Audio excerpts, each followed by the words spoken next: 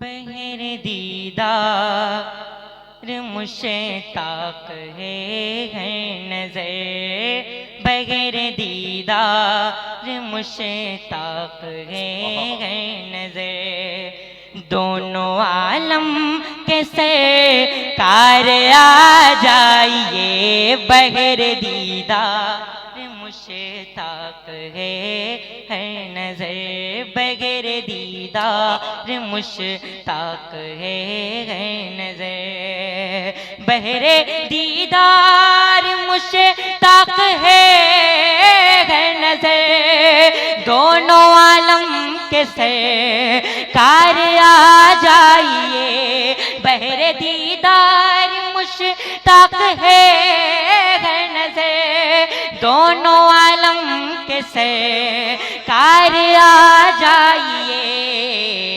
چاندنی رات ہے اور پیچھے لاپگے، چاندنی رات ہے اور پیچھے لاپگے، دونوں عالم کے سرکار آ جائیے، بغیر دیدار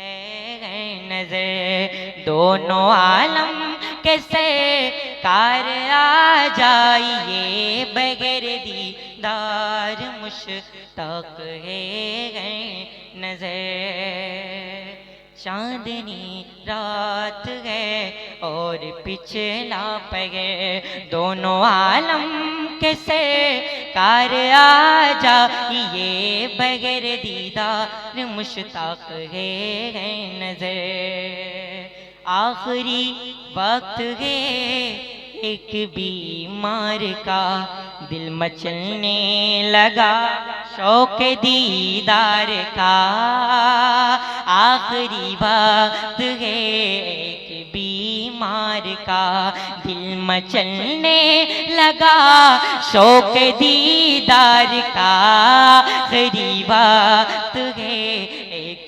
بیمار کا، آخری وقت ہے ایک بیمار کا دل مچلنے لگا شوق دیدار کا، کیا بات رہی، بہت بجھ نہ جائے کہیں یہ چراغ سغے، بجھ نہ جائے کہیں یہ چراغ سغے، ارے دونوں عالم کے سرکار آ جائیے، کیا بات رہی، زندہ باد، بغیر دیدار مشتاق ہے نظر، دونوں عالم کے سرکار آ جائیے، بغیر دیدار مشتاق ہے نظر۔ ایک کلام کے 3 اشعار حاضر کر کے میں اپنی جگہ لیتا ہوں، اس کے بعد درود پاک پڑھیں، اللہم صلی علی سیدنا سیدنا شفیعنا مولانا محمد مبارک عالم کفر کو اسلام سے ڈر لگتا ہے، عالم کفر کو اسلام سے ڈر لگتا ہے، یعنی قرآن کے پیغام سے ڈر لگتا ہے، عالم کفر کو اسلام سے ڈر لگتا ہے، دونوں ہاتھوں کو اٹھا کے کہیں دے یا رسول اللہ، اور بلند آواز سے یا رسول اللہ، عالم کفر کو اسلام سے ڈر لگتا ہے، یعنی قرآن کے پیغام سے ڈر لگتا ہے، اور بریلی کے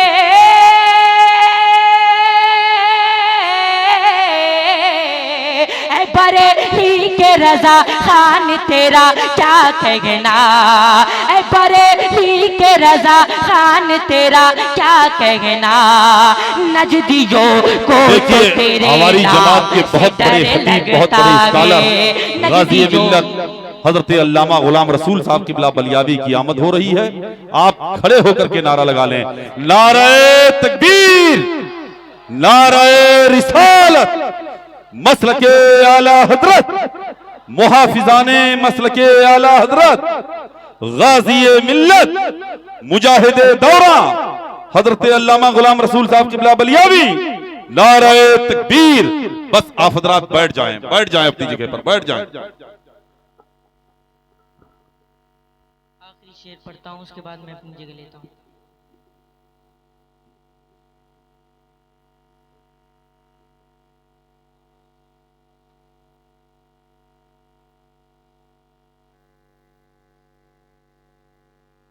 درود پاک نے اللہم صلی علی سیدنا شفیع نبینا مولانا محمد صلی اللہ علیہ وسلم دائم علی کر صلی اللہ علیہ وسلم۔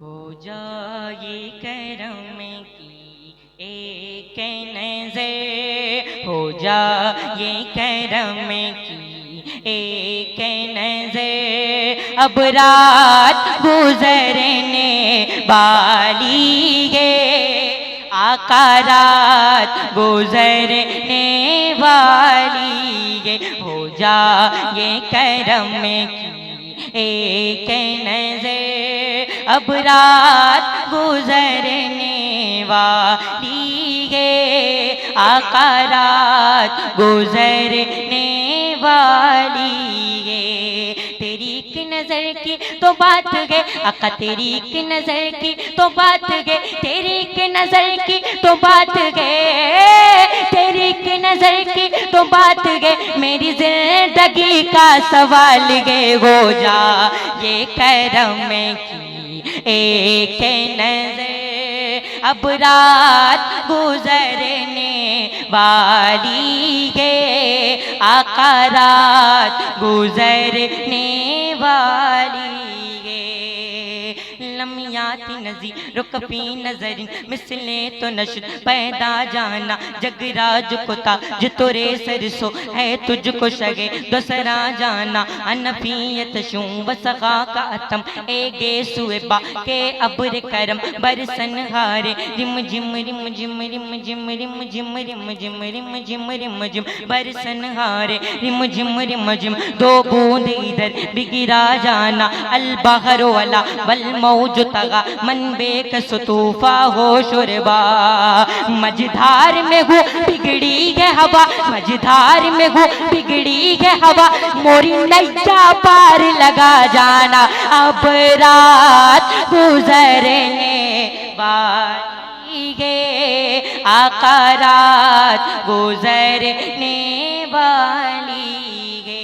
آخری شعر حاضر کرتا ہوں سماعت کے لیے، اب رات گزرنے والی ہے، آقا رات گزرنے والی ہے، دیتا ہے دیوانہ دل سے صدا بس ایک نظر محبوب خدا، دیتا ہے دیوانہ دل سے صدا بس ایک نظر محبوب خدا، بس ایک نظر محبوب خدا، محبوب خدا، محبوب خدا، سنگار کیے بیٹھی ہے نظر، اب رات گزرنے والی ہے، آقا رات گزرنے والی ہے، اب رات گزرنے والی ہے، آقا رات گزرنے والی ہے۔ محنتوں کو قبول فرمائے۔ آپ نے دیکھا کہ یہ بچے وہ مسئلہ آپ کے سامنے بیان کیے ہیں جس کو شاید آپ نہ جانتے ہوں،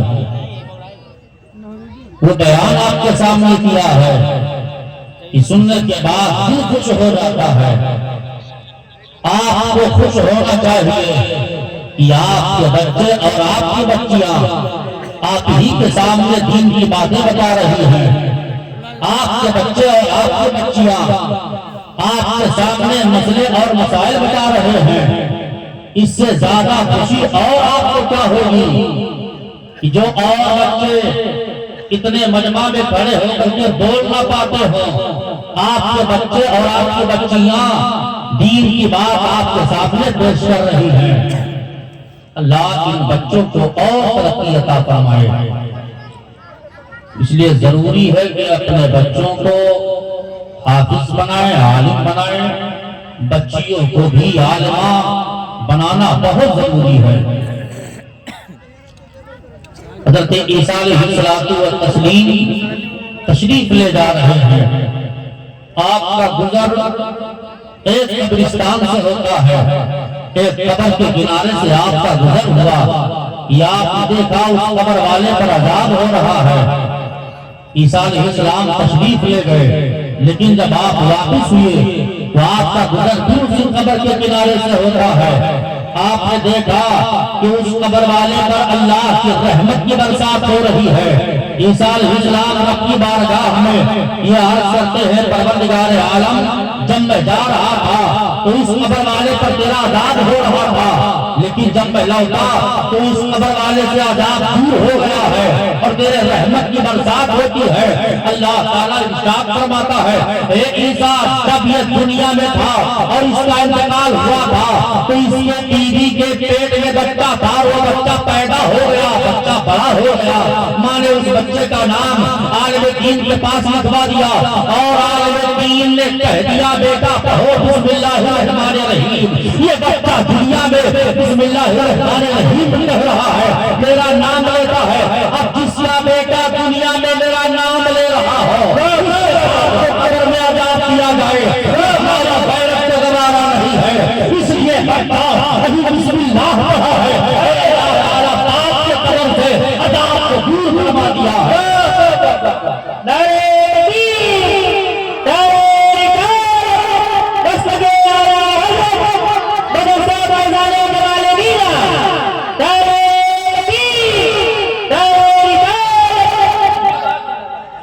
آپ ذرا غور فرمائیے، ابھی آپ کا بچہ عالم نہیں ہوا ہے، ابھی آپ کا بچہ حافظ نہیں ہوا ہے، صرف بسم اللہ پڑھ دیا ہے، اللہ پاک سے بخشش کر رہا ہے۔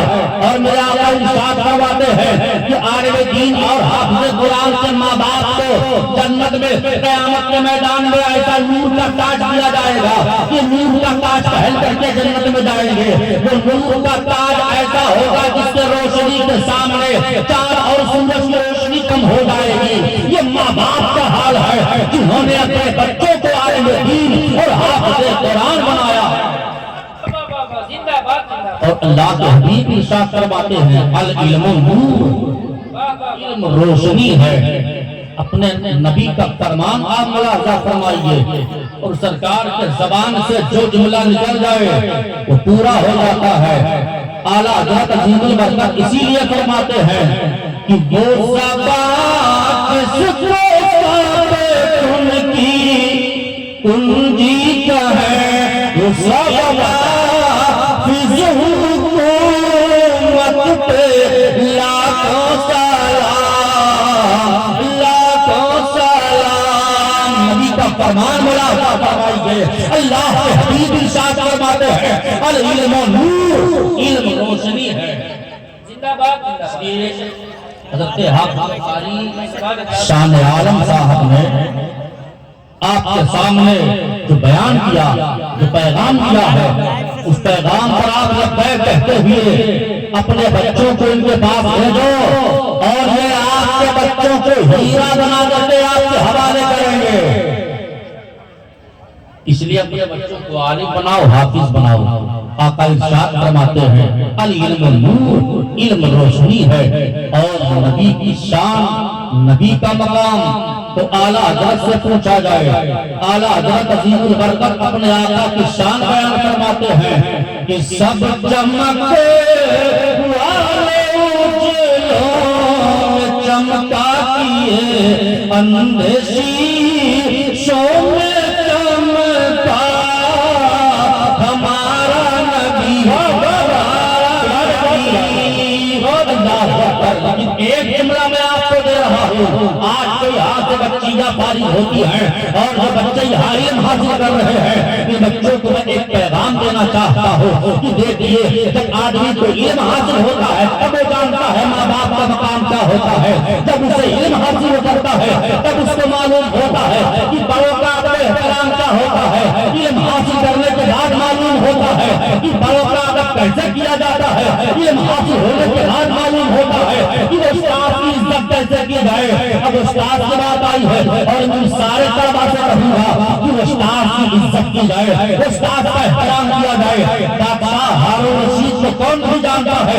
بادشاہ ہارون رشید نے ایک عالم دین کو بلایا اور بلانے کے بعد میں کہا حضور آپ آ کر کے میرے بچے کو علم حاصل کروا دیجئے. تو عالم دین بڑے خوددار آدمی تھے, انہوں نے کہا یہ مجھ سے نہیں ہو پائے گا کہ ہم آپ سے ہر آئے علم دینے کے لیے. اگر آپ اپنے بچے کو علم حاصل کروانا چاہتے ہیں تو اپنے بچے کو میرے گھر آپ کو بھیجنا پڑے گا. بادشاہ ہارون رشید تیار ہو گیا, اپنے بچے کو بھیج دیا. یہ بچہ عالم دین کے پاس جو ہے علم حاصل کر رہا ہے. ایک مرتبہ بادشاہ ہارون رشید گھوڑے پر سوار ہو کر کے یہ جا رہا تھا کہ مطلب بادشاہ نے جا دیکھا کہ بادشاہ ہارون رشید کا لڑکا پانی ڈال رہا ہے اور استاد وضو بنا رہے ہیں. جیسے بادشاہ ہارون رشید نے دیکھا کہ ان کا لڑکا ایک ہاتھ سے پانی ڈال رہا ہے, استاد اپنے پاؤں کو دھل رہے ہیں, تب تک بادشاہ ہارون رشید آیا اور آنے کے بعد میں اپنے بچے کو ایک تماچا مارا اور مارنے کے بعد میں کہا نادان ایک ہاتھ سے پانی ڈال رہا تھا تو ایک ہاتھ خالی تھا, اس ہاتھ سے اپنے استاد کے پیر کو دھونا چاہیے تھا. یہ استاد کی عزت ہو کیا احترام ہوگا.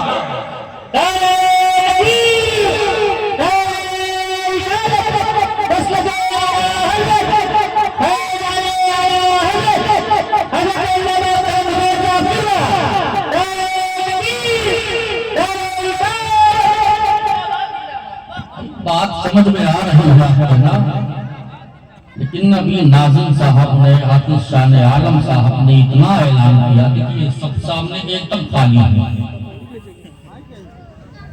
اور آپ لوگ تو یہاں بیٹھے ہیں. اگر سامنے ہی بیٹھ جاتے تو اگر میری بات سمجھ میں آ رہی ہے تو ابھی اولاد رسول کی آمد ہے, ان کے استقبال میں آپ کو کھڑے ہونا ہے اور ایک اولاد رسول اولاد علی کی زیارت ہم اور آپ کریں گے. میں عرض کر رہا تھا علم حاصل کیجئے, اپنے بچوں کو علم حاصل کروائیے. یہ بادشاہ ہارون رشید ہے, دربار لگا ہوا ہے, علماء بھی آپ کے دربار میں ہیں. بادشاہ ہارون رشید نے علماء سے ایک سوال کیا تھا کہ جتنے علماء ہیں یہ بتائیے میرا ٹھکانہ کہاں ہے, میں جنت میں جاؤں گا یا جہنم میں جاؤں گا. سارے علماء خاموش ہیں. آج اگر کوئی آپ سے سوال کر لے کہ آپ بتائیے کہ میرا ٹھکانہ کہاں ہے تو کوئی گارنٹی کے ساتھ نہیں کہہ سکتا ہے کہ آپ جنت میں جائیں گے یا جہنم میں جائیں گے. ہر کوئی کہے گا کہ اگر آپ نیک کام کر رہے ہیں تو امید رکھیے اللہ تعالیٰ آپ کو جنت میں بھیجے گا. بادشاہ ہارون رشید نے یہی سوال کیا تھا کہ جتنے علماء ہیں سب بتائیے میرا ٹھکانہ کہاں ہے, میں جنت میں جاؤں گا یا جہنم میں جاؤں گا. سارے علماء خاموش ہیں. چھوٹا سا بچہ کھڑا ہوا تھا اور بچے نے کہا تھا اے بادشاہ آپ کے سوال کا جواب میں دے سکتا ہوں. بادشاہ چہرہ دیکھنے لگا تو علماء نے کہا اے بادشاہ اس سوال کا جواب ہے کوئی بھی دے سکتا ہے. بادشاہ نے کہا ہاں میرے سوال کا جواب دیجیے. یہ بچہ بول پڑا. بادشاہ جو سوال کرتا ہے وہ نیچے کھڑا ہوتا ہے اور جو جواب دیتا ہے وہ کرسی پر بیٹھتا ہے. آپ نیچے کھڑے ہو کر کے سوال کریں اور میں آپ کے کرسی پر بیٹھ کر کے آپ کے سوال کا جواب دوں گا. بادشاہ لاجواب ہو جاتا ہے اور بادشاہ مجبوراً وہ کرسی چھوڑنا پڑا. وہ کرسی چھوڑ کر کے زمین پہ کھڑا ہوا اور یہ بچہ کرسی پر بیٹھ جاتا ہے. بچے نے کہا بادشاہ آپ سوال کیجیے. بادشاہ نے کہا میرا سوال یہ ہے کہ میرا ٹھکانہ کہاں ہے, میں جنت میں جاؤں گا یا جہنم میں جاؤں گا. پہلی بات تو آپ یہ جان لیجیے اس بچے کو بادشاہ کی کرسی پر بیٹھنے کا موقع کیسے ملا. یہ علم کی برکت ہے. علم کی برکت کی بنیاد پر ایک بادشاہ جو ہے کرسی چھوڑنے پر مجبور ہے اور یہ چھوٹا سا بچہ علم کی بنیاد پر بادشاہ کی کرسی پر بیٹھ رہا ہے. بیٹھ گیا. آپ سوال کیجیے. بادشاہ نے کہا اور میرا ٹھکانہ کہاں ہے, میں جنت میں جاؤں گا یا جہنم میں جاؤں گا. بچے نے کہا بادشاہ آپ ایک بات بتائیے کیا آپ گناہ کر سکتے ہیں. تو بادشاہ نے کہا ہاں میں گناہ کر سکتا ہوں. بچے نے کہا کہ آپ گناہ کرتے کیوں نہیں؟ کہا اللہ کے ڈر سے میں گناہ نہیں کرتا. بچے نے پھر بھی سوال دہرا دیا اے بادشاہ آپ گناہ کر سکتے ہیں؟ تو بادشاہ نے کہا ہاں میں گناہ کر سکتا ہوں. کہا پھر آپ گناہ کیوں نہیں کرتے؟ کہا اللہ کے ڈر سے میں گناہ نہیں کرتا. تب تک یہ بچہ قرآن کی آیت کریمہ تلاوت کر دیا وَنَهَى النَّفْسَ عَنِ الْهَوَىٰ فَإِنَّ الْجَنَّةَ هِيَ الْمَأْوَىٰ. جس نے اپنے نفس کو خواہشات سے روک دیا اس کا ٹھکانہ جنت ہے. اے بادشاہ آپ نے اپنے نفس کو خواہشات سے روکا ہے اس لیے آپ کا ٹھکانہ جنت ہے.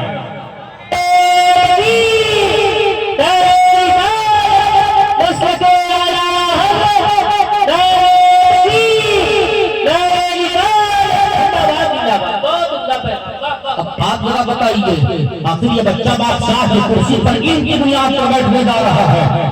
آپ کو بھی نہیں چاہیے کہ آپ کا بچہ اونچے مقام پر بیٹھ جائے. آج ہی اندازہ لگا لیجئے کہ پڑھنے والے سارے طلباء طالبات یہاں پر بیٹھے ہوئے ہیں, آپ زمین پر بیٹھے ہوئے ہو. اللہ تعالیٰ یہ عزت دیا ہے ان کو یہ ہے کہ جن کے پاس اللہ نے علم دے دیا ہے علم کی بنیاد پر آج آپ زمین پر بیٹھے ہو لیکن آپ کے بچے یہاں پر بیٹھے ہوئے ہیں.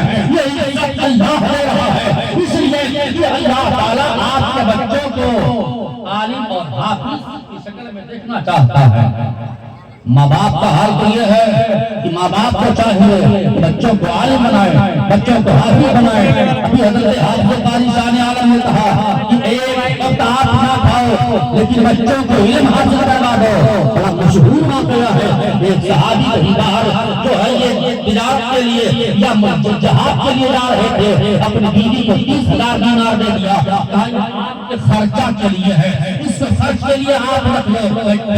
اور کافی دن کے بعد لوٹ کر کے آئے. آنے کے بعد بیوی کے پاس جیسے آئے پہلے مسجد میں آئے, سرکار کی مسجد میں مسجد نبوی میں آئے. آنے کے بعد دیکھا ایک نوجوان محدث سرکار کی حدیث پڑھا رہا ہے. اس کے بعد اپنے گھر آئے اور آنے کے بعد بیوی سے کہا کہ میں نے جو 30,000 دینار دیا تھا اس کا حساب آپ دے دیجئے. بیوی نے کہا آپ سفر سے تھکے ہوئے ہیں, پہلے کچھ آرام کر لیجئے اور کھا پی لیجئے, اس کے بعد میں ایک دینار کا حساب دے دوں گی. تھوڑی دیر کے بعد میں کہا اچھا ٹھیک ہے اب میں نے آرام کر لیا ہے, اب میں اس دینار کا حساب دے دو. بیوی نے کہا آپ یہ بتائیے سرکار کی مسجد میں آپ گئے؟ ہاں میں نے سرکار کی مسجد میں گیا. کہا آپ نے کیا دیکھا؟ کہا میں نے دیکھا ایک نوجوان محدث بیٹھ کر کے سرکار کی حدیث پڑھا رہا تھا. اس کے بعد ایک وہ نوجوان محدث جو سرکار کی حدیث پڑھا رہا تھا وہ کوئی اور نہیں آپ کا شہزادہ ہے. اور میں نے جو پیسہ آپ نے مجھے فرض کے لیے دیا تھا یہ سارا پیسہ میں نے آپ کے بچے کے تعلیم میں خرچ کر دیا ہے اور اس کو میں نے محدث بنا دیا ہے جو آپ سرکار کی مسجد میں بیٹھ کر کے سرکار کی حدیث پڑھا رہا ہے. یہ صحابی مسجد میں آئے اور آنے کے بعد دیکھا پڑھ رہے ہیں یہ محدث سرکار کی حدیث پڑھا رہے ہیں. تب تک آئے اور آنے کے بعد میں کہا بیٹا میں تمہارا باپ ہوں. یہ محدث کھڑا ہو گیا. اس سے معلوم تھا کہ باپ کا مقام کیا ہوتا ہے, اس سے معلوم تھا کہ بڑے کا ادب کیسے کیا جاتا ہے. کہ بڑے تعظیم میں کھڑا ہو گیا. باپ نے اپنے بیٹے کو سینے سے لگا لیا, رونے لگے باپ بیٹے. اس کے بعد میں کہا کہ رسول سرکار کی بارگاہ میں یاد کرتے ہیں کہ یا رسول اللہ میں آپ کے دین کے لیے میدان جہاد میں جہاد کرتا رہا اور میرا بیٹا آپ کی حدیث آپ کی مسجد میں پڑھاتا رہا. کہ مجھے اس کا بدلہ یہ چاہیے کہ قیامت کے میدان میں جب آپ گنہگار کی شفاعت کریں تو اس میں مجھے بھی شامل کر لیں. یا رسول اللہ یہ ہماری خواہش ہے. لہذا میں آپ سے کہوں گا کہ سرکار کی محبت اور سرکار کی عقیدت ہم سب کے لیے ضروری ہے. اور نبی سے مانگنے والا وہ پاپا ہے. اعلیٰ حضرت عظیم البرکت اسی لیے فرماتے ہیں کہ کون دیتا ہے تم چاہیے اور دینے والا سچا ہمارا نبی فیضان جمال مینا کا یہ پیغام زندہ باد. آئندہ باد، یہ محفل نور زندہ باد آئندہ باد، وما علینا الا البلاغ۔ السلام علیکم۔